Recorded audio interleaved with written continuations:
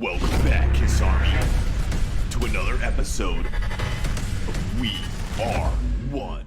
Paul Stanley of Kiss, the star child on how his wide-ranging influences, from Beethoven to R&B to the New York Dolls glam punk image, came together in Kiss. Paul Stanley, right, and Gene Simmons of Kiss perform in Oslo, Norway, in 2019.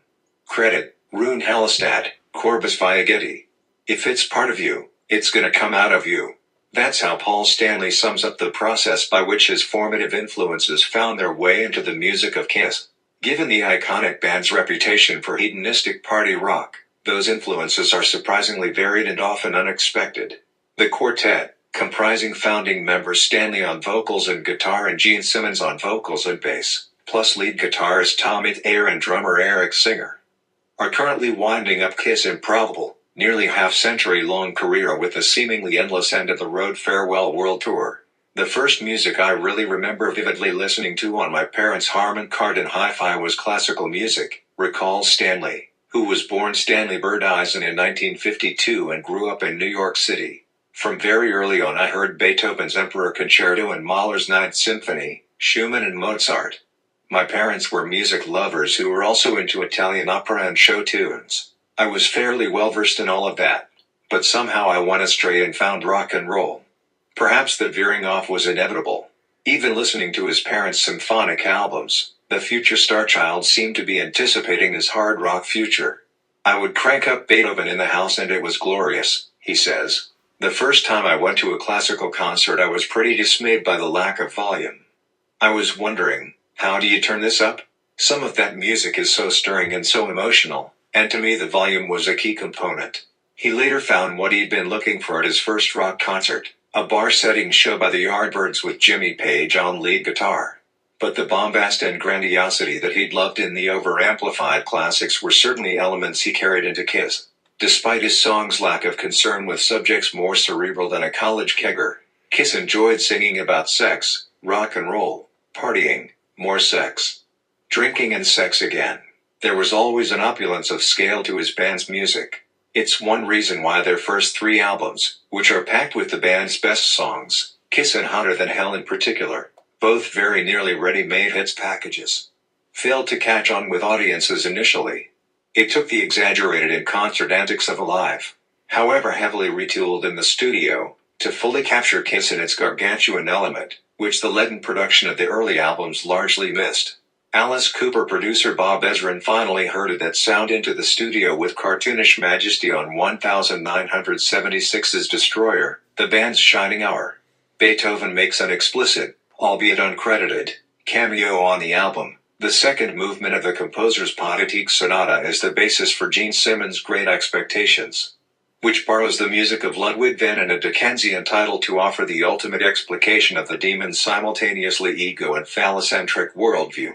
Like most teenagers of his generation, Stanley discovered rock and roll via the television set, significant for a band that would so strongly emphasize the visual aspects of their stage personae. I think that almost everybody can remember Sunday, at 8 o'clock, watching Ed Sullivan and seeing the Beatles, he says.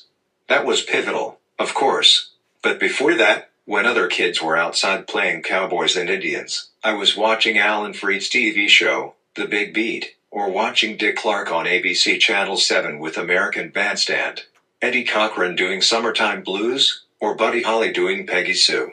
Music was a refuge for me, a place where I could live a fantasy. The links to nascent rock and roll are still evident in Kiss' earliest songs, and no wonder. The time span between the Beatles' Ed Sullivan Show and the 1974 release of Kiss' self-titled debut is almost exactly one short decade. The Woohoos of Firehouse, a song that Stanley wrote while still in high school, would work just as well with mop tops as they do with leather and face paint. And Kiss in Time is a reprise of a Bobby Rydell hit. Kiss simply brought a heavier edge to those influences, a movement that had been well underway since the beginning of the decade with bands like Black Sabbath and Alice Cooper. While both emboldened Kiss to pursue their own direction, all these bands shared common inspirations, which Stanley had the opportunity to see firsthand growing up in New York City. I was lucky enough to go to the Fillmore East almost every weekend, he remembers. New York was so fertile at that point. On any given weekend you could see The Who, Led Zeppelin, Vanilla Fudge, Humble Pie, Derek and the Dominoes, the list just goes on. For $3, $4, and $5. I saw Jimi Hendrix twice with Noel Redding and Mitch Mitchell. For me it was not only pleasure, it was a learning experience. You were seeing the masters, and, frankly, I studied it. It was a great education. And that was just one venue. The city offered a wealth of opportunities with little regard for genre distinctions. Before I ever heard Led Zeppelin, Stanley continues, I had heard Otis Redding. I saw The Temptations. I saw Solomon Burke. I saw Bluegrass Hootenannies with the Greenbrier Boys and Dave Van Ronk playing down in the Village.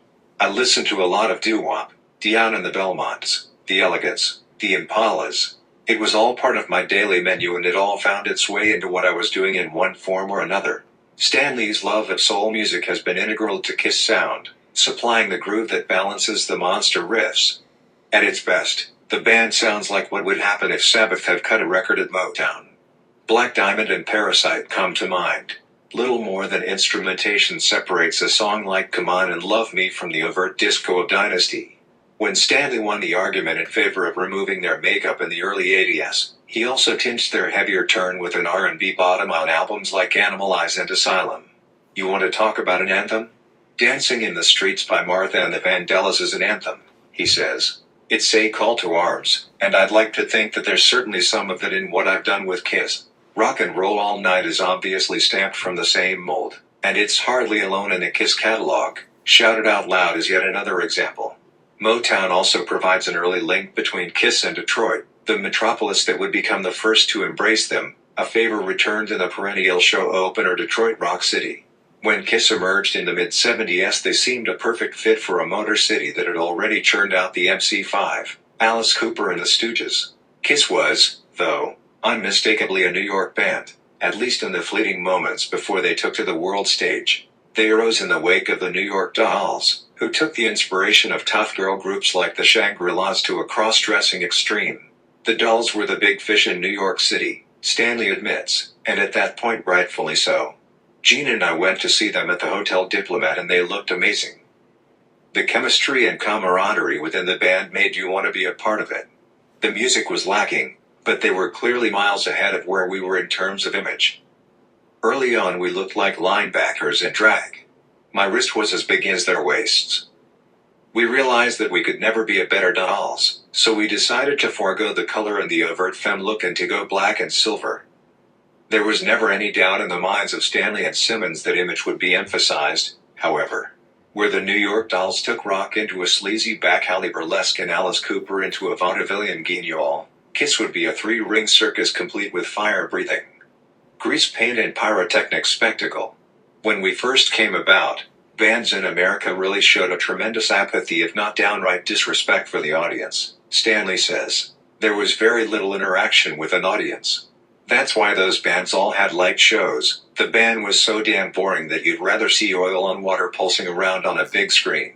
The New York scene, if nothing else, was explosive. What it lacked in musical prowess it made up for in style and attitude. But while all the other bands were hanging out at Max's Kansas City, we were rehearsing. From the Village folk scene to his education at the Fillmore to Kiss' rigorous practice regimen, what comes across in talking to Stanley is equal parts passion and work ethic, with the scales tipping slightly in favor of the latter. It's a craft, he agrees. Anybody can write a song, but that doesn't make you a songwriter.